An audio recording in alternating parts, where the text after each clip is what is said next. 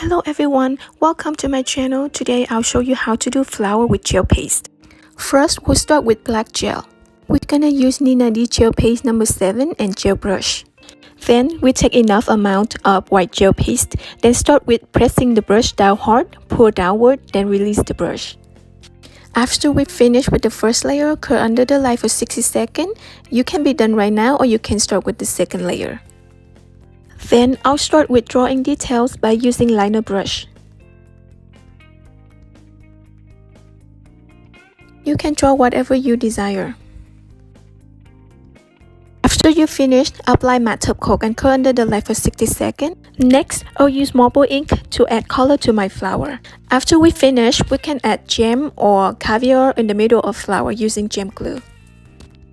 Then you can apply matte or shiny top coat based on your preference. And here's our result. Thank you for watching and don't forget to subscribe.